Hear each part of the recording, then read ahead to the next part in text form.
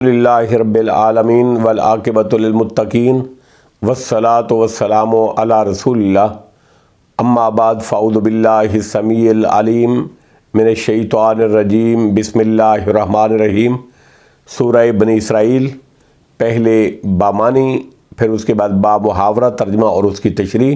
پہلے بامانی ترجمہ، آیت نمبر 42۔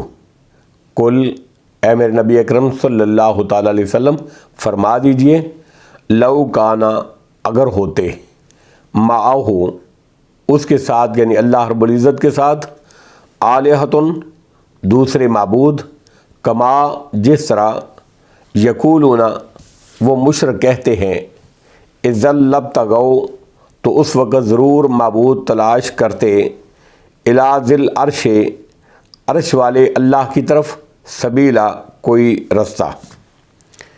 آیت نمبر 43۔ سبحانہ، اللہ پاک ہے، وتعالی، اور بلند ہے، برتر ہے، اما، ان سے جو، یقولون، وہ مشرک کہتے ہیں، علوا کبیرہ، برتر بہت زیادہ۔ آیت نمبر 44۔ تو سبحو، پاکیزگی بیان کرتے ہیں، لہ السماوات السبع، اس کی ساتوں آسمان، والارض، اور زمین بھی، ومن فیہن، اور جو مخلوق ان میں ہے، وَإِن مِّن شَيْءٍ، اور نہیں ہے کوئی چیز، الا مگر، یسبح، وہ تسبیح بیان کرتی ہے، بحمدہ، اس کی حمد کے ساتھ، اس کی تعریف کے ساتھ، وَلَٰكِن لَّا تَفْقَهُونَ، اور لیکن نہیں تم سمجھتے، تسبیحہم، ان کی تسبیح، انہو، بلا شبہ وہ، کانا ہے، حلیماً، نہایت حوصلے والا، غفورا، بہت بخشنے والا۔ آیت نمبر 45۔ وَإِذَا، اور جب، قرأت القرآن، آپ پڑھتے ہیں، قرات کرتے ہیں قرآن کی، جعلنا، تو ہم بنا دیتے ہیں، بینک، آپ کے درمیان، وبین الذین، اور ان لوگوں کے درمیان، لا یؤمنون، جو نہیں ایمان لاتے، بالآخرۃ، آخرت پر، حجابا مستورا، پردہ چھپا ہوا۔ آیت نمبر 46۔ وجعلنا، اور ہم نے بنا دیے، علی قلوبہم، ان کے دلوں پر، اکنتاً، پردے، ان یفقہوہ، اس سے کہ وہ سمجھیں اس قرآن کو، وفی آذانہم، اور ان کے کانوں میں، وقرا، پردہ ہے، ڈاٹ ہے، وَإِذَا، اور جب، ذکرتا، آپ ذکر کرتے ہیں، ربک، اپنے رب کا، فی القرآن، قرآن میں، وحدہ، تنہا، اکیلے اس کا، ولوا، تو وہ پھر جاتے ہیں، علی ادبارہم، اپنی پیٹھوں کے بل، نفورا، نفرت سے بدکتے ہوئے۔ اب بامحاورہ ترجمہ اور اس کی تشریح۔ آیت نمبر 42۔ قل لو کان معہ آلہۃ، اے نبی اکرم صلی اللہ تعالیٰ علیہ وسلم ارشاد فرما دیجئے، اگر اس کے ساتھ، اگر اللہ کے ساتھ اور معبود ہوتے، کما یقولون اذا لابتغوا الی ذی العرش سبیلا، جس طرح کہ وہ مشرک کہتے ہیں، تو وہ صاحب عرش یعنی اللہ رب العزت تک پہنچنے کے لیے ضرور کوئی راہ تلاش کرتے۔ اس کے ایک معنی تو یہ ہے کہ جس طرح ایک بادشاہ دوسرے بادشاہ پر لشکر کشی کر کے، جنگ کر کے غلبہ اور قوت حاصل کر لیتا ہے، اسی طرح یہ دوسرے معبود بھی اللہ پر غلبے کی کوئی راہ ڈھونڈ نکالتے، اور اب تک ایسا نہیں ہوا، جبکہ ان معبودوں کو پوجتے ہوئے صدیاں گزر گئی ہیں۔ تو اس کا مطلب یہ ہے کہ اللہ کے سوا کوئی معبود نہیں ہے، اس کے علاوہ کوئی الہ نہیں ہے، کوئی با اختیار ہستی ہی نہیں، کوئی نافع اور ضار نہیں۔ دوسرے معنی یہ ہیں کہ وہ اب تک اللہ کا قرب حاصل کر چکے ہوتے، اور یہ مشرکین جو یہ عقیدہ رکھتے ہیں کہ ان کے ذریعے سے وہ اللہ کا قرب حاصل کرتے ہیں، ان کو بھی وہ اللہ کے قریب کر چکے ہوتے۔ آیت نمبر 43، سبحانہ، میرا اللہ پاک ہے، وتعالی، برتر ہے اور بلند ہے، اما یقولون علوا کبیرا، وہ مشرک جو کچھ کہتے ہیں اس سے کہیں زیادہ اعلیٰ اور بلند تر ہے۔ یعنی واقعہ یہ ہے کہ یہ لوگ اللہ کے بارے میں جو بات کرتے ہیں، جو کہتے ہیں کہ اس کے شریک ہیں، اللہ رب العزت ان باتوں سے، ان شریکوں سے، ان معبودوں سے پاک ہے اور بلند ہے۔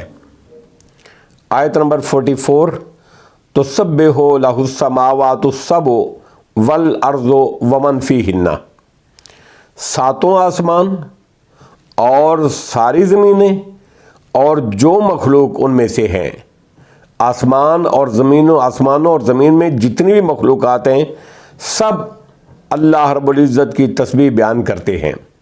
وَإِن مِّن شَيْءٍ إِلَّا يُسَبِّحُ بِحَمْدِهِ وَلَٰكِن لَّا تَفْقَهُونَ تَسْبِيحَهُمْ، اور کوئی چیز ایسی نہیں جو اس کی حمد کے ساتھ تسبیح نہ کرتی ہو، اس کی تسبیح بیان نہ کرتی ہو۔ وَلَٰكِن لَّا تَفْقَهُونَ تَسْبِيحَهُمْ، لیکن تم ان کی تسبیح کو نہیں سمجھتے۔ یعنی سب اس کے مطیع، فرما بردار اور اپنے اپنے انداز میں اس کی، اللہ رب العزت کی تسبیح اور تحمید میں مصروف ہیں، گو ہم ان کی تسبیح اور تحمید کو نہ سمجھ سکیں۔ یہی بات دوسرے قرآنی آیات میں دوسرے مقامات پر بھی بیان ہوئی ہے۔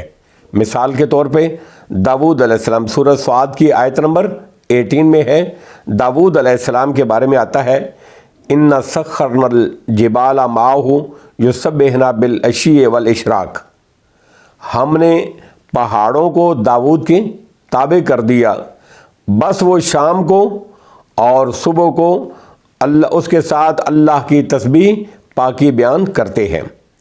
اور بعض پتھروں کے بارے میں سورہ بقرہ کی آیت نمبر 74 میں فرمایا گیا ہے، وَإِنَّ مِنْهَا لَمَا يَهْبِطُ مِنْ خَشْيَةِ اللَّهِ، اور بعض اللہ تعالیٰ کے ڈر سے پتھر، بعض اللہ تعالیٰ کے ڈر سے گر پڑتے ہیں۔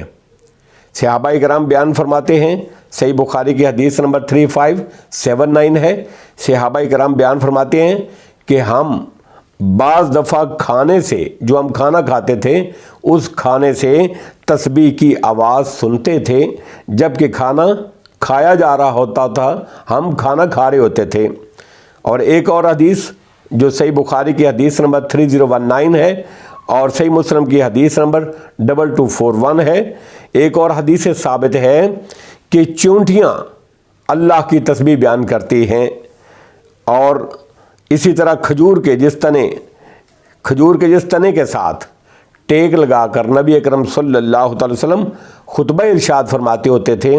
جب لکڑی کا ممبر بنوا لیا گیا اور اس تنے کو آپ نے چھوڑ دیا تو بچے کی طرح اس سے رونے کی آوازیں آتی تھیں۔ اور صحیح مسلم کی حدیث نمبر 2277 ہے کہ مکے میں ایک پتھر تھا جو نبی اکرم صلی اللہ تعالی علیہ وسلم کو السلام علیکم سلام کرتا ہوتا تھا۔ ان آیات اور صحیح احادیث سے واضح ہے کہ جمادات، نباتات کے اندر بھی ایک مخصوص قسم کا شعور موجود ہے، جس کو گو ہم نہ سمجھیں، مگر وہ اس شعور کی بنا پر اللہ کی تسبیح بیان کرتے ہیں۔ اور بعض کہتے ہیں کہ اس سے مراد تسبیح دلالت ہے، یعنی یہ چیزیں اس بات پر دلالت کرتی ہیں کہ تمام کائنات کا خالق اور ہر چیز پر قادر صرف اللہ رب العزت ہے۔ وَفِي كُلِّ شَيْءٍ لَهُ آیَةٌ تَدُلُّ عَلَىٰ أَنَّهُ وَاحِدٌ، ہر چیز اس بات پر دلالت کرتی ہے کہ اللہ رب العزت ایک ہے، لیکن صحیح بات پہلی ہی ہے کہ تسبیح اپنے حقیقی معنی میں ہے۔ وَلَٰكِن لَّا تَفْقَهُونَ تَسْبِيحَهُمْ، لیکن تم ان کی تسبیح کو نہیں سمجھتے۔ انہو کانا حلیما غفورا، بے شک وہ نہایت حوصلے والا اور بڑا بخشنے والا ہے۔ آیت نمبر 45، وَإِذَا قَرَأْتَ الْقُرْآنَ جَعَلْنَا بَيْنَكَ وَبَيْنَ الَّذِينَ لَا يُؤْمِنُونَ بِالْآخِرَةِ حِجَابًا مَسْتُورًا۔ اے نبی اکرم صلی اللہ علیہ وسلم، جب آپ قرآن پڑھتے ہیں تو ہم آپ کے اور ان لوگوں کے درمیان جو آخرت پر ایمان نہیں رکھتے ایک مخفی چھپا ہوا پردہ ڈال دیتے ہیں۔ مستورن بمانی اسم فاعل، ساترن معنی اور حائل ہے یا اپنی اصل پر ہے، اور مطلب یہ ہے کہ حجاب ایسا ہے جو مستورن عن الابصار، آنکھوں سے اوجھل ہے، پس وہ اس کو دیکھتے نہیں، اس کے ذریعے سے ان کے اور ہدایت کے درمیان حجاب ہے۔ آیت نمبر 46، وَجَعَلْنَا عَلَىٰ قُلُوبِهِمْ أَكِنَّةً أَن يَفْقَهُوهُ، اور ہم نے ان کے دلوں پر پردے ڈالے ہوئے ہیں، أَن يَفْقَهُوهُ وَفِي آذَانِهِمْ وَقْرًا، اس سے کہ وہ اس کو سمجھیں اور ان کے کانوں میں گرانی ڈال دیتے ہیں، پردہ ڈال دیتے ہیں۔ وَإِذَا ذَكَرْتَ رَبَّكَ فِي الْقُرْآنِ وَحْدَهُ وَلَّوْا عَلَىٰ أَدْبَارِهِمْ نُفُورًا، اور جب آپ قرآن میں اپنے اکیلے رب کا ذکر کرتے ہیں تو وہ نفرت سے اپنی پیٹھوں کے بل پھر جاتے ہیں۔ اکنتن کنان کی جمع ہے پردہ، وکرن کانوں میں سکل یا ڈاٹ، مطلب یہ ہے کہ ان کے دل قرآن کے سمجھنے سے قاصر ہیں اور کان قرآن سن کر ہدایت قبول کرنے سے عاجز ہیں، اور اللہ کی توحید سے تو ان کو اتنی نفرت ہے، اتنی شدید نفرت ہے کہ اس کو سن کر تو بھاگ ہی کھڑے ہوتے ہیں۔ اللہ رب العزت نے ان کے عناد، جمود، دشمنی اور تمرد کے نتیجے میں بطور سزا ان کے دلوں پر پردے ڈال دیے ہیں۔ واللہ اعلم بالصواب، وآخر دعوانا ان الحمد للہ رب العالمین۔